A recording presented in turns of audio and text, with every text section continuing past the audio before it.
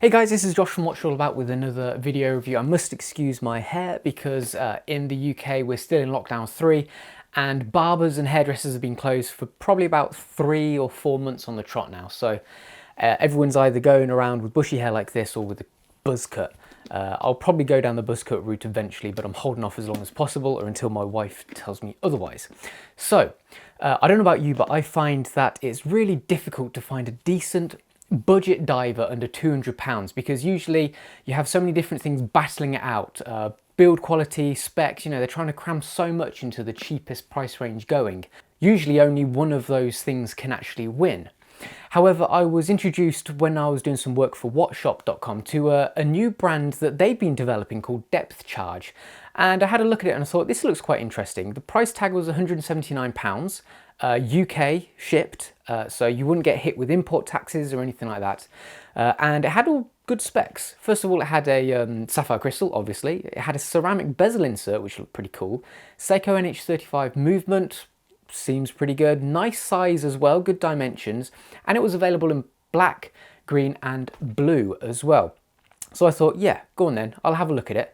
And I'm glad I did because it has really impressed me. So you ready to have a look at the depth charge? Let's dig right in.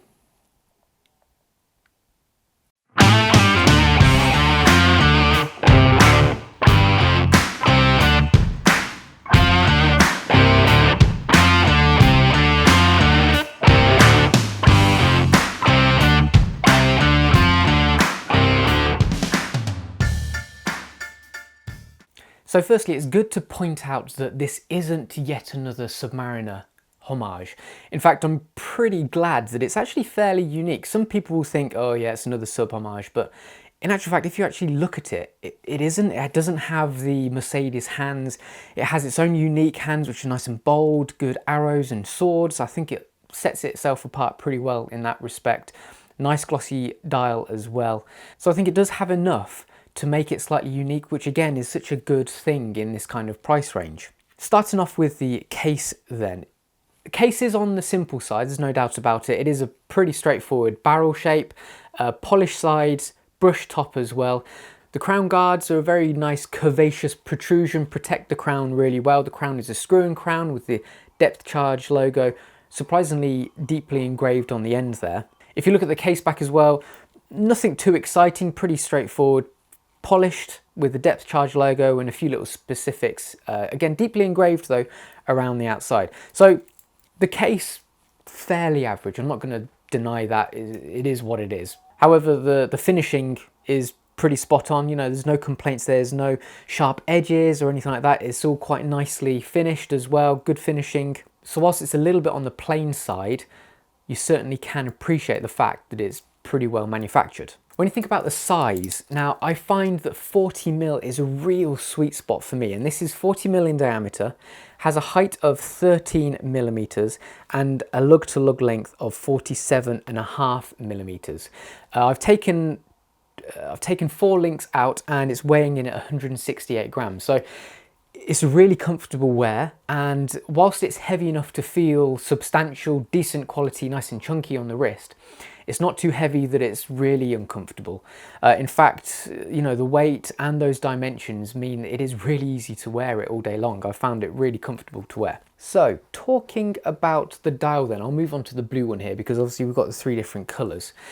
One thing is for sure, and that is I love the glossy base. It provides a lovely reflection against the underside of the hands, but also there's a nice deep reflection against those tall, well-manufactured hour markers as well. It really does show great build quality considering the price, and it really gives that luxurious kind of feel to it as well. In addition, it greatly exemplifies the depth and quality of them as well, which I think works in its favour really well. Again, it sort of adds to that luxurious kind of feel. I like the way as well it doesn't have a date window. None of these watches do. I think it means the dial is uncluttered, easy to read, nice and bold as well.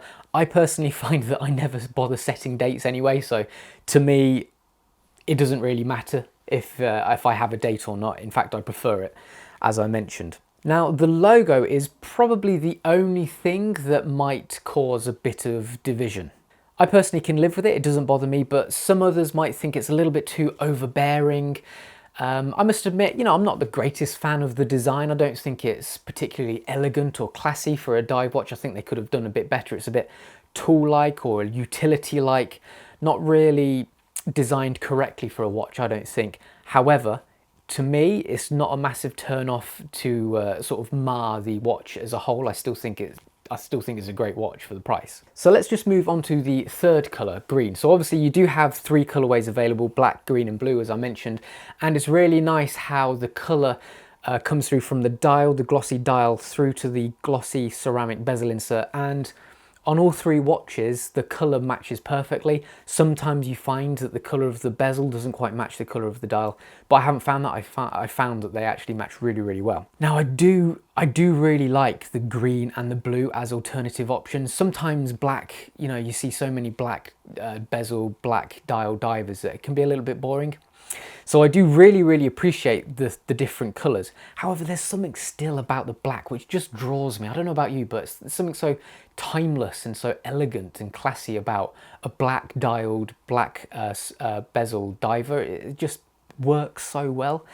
So they all have different strengths to them. Whatever the case, whichever colourway you do choose, they are really nice colours. The black is a jet black, really classy. The green is a lovely green. The blue, again, really deep, classy blue. So they've made a good choice with all the colours.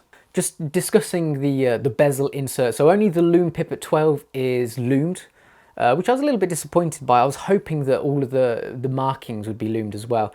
The markings are all really nicely engraved out, filled in with obviously what is just plain white paint. But it's all pretty accurate. You know, you look at it up close and it's pretty remarkable the quality of finishing they've got on this. I have noticed that the inserts aren't quite perfectly lined up. They're ever so slightly off. However, to me, that's never quite an issue on this kind of price range because, you know, Seiko themselves, they have massive issues with bezel alignment, and other divers do as well. I'm not expecting perfection in the bezel alignment, but it's just good to note that they are probably about a quarter of a click out. So the lume is pretty good actually. It's probably, you know, as you'd expect, it's average. It's not mind-blowing, but you can see it. It is noticeable. Obviously this is a dive watch, but I never expect too much from lume from a watch costing under 200 quid. That's usually one of the places where they strip back and save a bit of money on. However, it is good to note that, you know, you do notice it when you come in from the light outside, or at night you do notice the lume, which is good. So just moving on to the bracelet then, 20mm wide at the lugs, and it reduces down to 18mm at the buckle, which I think suits perfectly the 40mm diameter, and the reduction makes it really comfortable around the wrist. The overall build quality really is excellent for this price of watch. Really nice, thick links, very, very well oiled it seems as well. You know, it's really comfortable on. It manipulates, goes around the wrist really easily, and it just aids to a really comfortable, enjoyable wear. There is one thing that I don't like about it, however, and that's the polished center link. I think it looks a little bit too blingy, and just thinking in terms of practicality, that polished center link is going to scratch up like a beast straight away. I just think that if it was fully brushed, it would have made it look a little bit more tool-like, make it a little bit more of a decent daily wearer, and because as soon as that scratches up, it will start looking a little bit rubbish, if I'm honest. Not necessarily rubbish, but you know what I mean, it will be noticeable, whereas if it was fully brushed, it wouldn't be quite so noticeable. So for me, that probably would have been a nicer option if the bracelet was fully brushed. The clasp is double locking, so you have the top flap and then you have two buttons to open it up, really nice and secure. Nice thick elbow joint to that as well, decent clicks, and it just feels really good. You know, it has the depth charge logo. It has the depth charge logo nice and deeply engraved. The buckle is fully brushed, so that's good, because obviously that's always going to be the bit which gets scratched the most. So in terms of longevity, that will hold up pretty well, so that's good. But yeah, a decent quality buckle. Oh, and there's an additional thing which I completely wasn't expecting, and that is, first of all, you have 3 micro adjustment holes, which is cool, but you also have a wetsuit extension. Again, I really wasn't expecting that on a watch costing this much. So I'm very impressed with that. Now the movement itself, tried and tested, the Seiko NH35. What else could it possibly be on a diver? or an automatic watch, you know, around the £200 mark. Rustic, reliable, infallible. It's cheap as well. So easy to work with, regulate, easy to replace if anything goes wrong. People don't like using the word workhorse movement, but in reality it is. You know, I find it in about 85% of affordable automatic watches I review, and it's with good reason, because it is genuinely class leading in that regard. You know, the specs aren't the best. It's a low beat movement, 21.6 thousand beats per hour, that's 6 ticks per second, but it's good enough for the price. You know, if you wanted the next level up, you're gonna have to spend 500 quid, or, you know, 300 or 400 quid for a Miyota 9015, and then the next level up is, you know, a Solita, an ETA, Swiss made movement. So for the price, there's no knocking it. You know, it's decent, it's reliable. I've never had one break down on me either, and I've reviewed hundreds of watches with with this movement in. So it just goes to show it is a decent, solid choice. Yes, it's not very inspirational, bit boring, but at this kind of price range, you can't complain about it, if I'm honest. I'm not expecting COSC accuracy, but have measured all three movements, and the black, this one is coming in at plus 10 seconds a day. The blue is minus 9.9 seconds a day, and the green is minus 4.9 seconds a day. So that's pretty good. That is within COSC specs.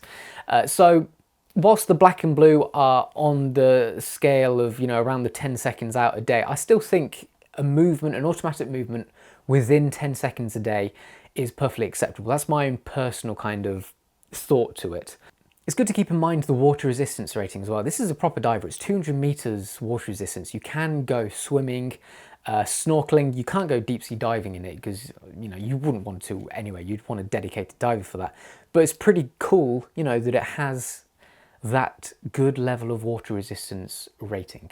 So what are my final thoughts and comments on these three watches then? Now, looking at these watches, by the way, this is a Mirage luxury travel roll that I'm reviewing at the moment. I just thought it looked quite good with all three watches in.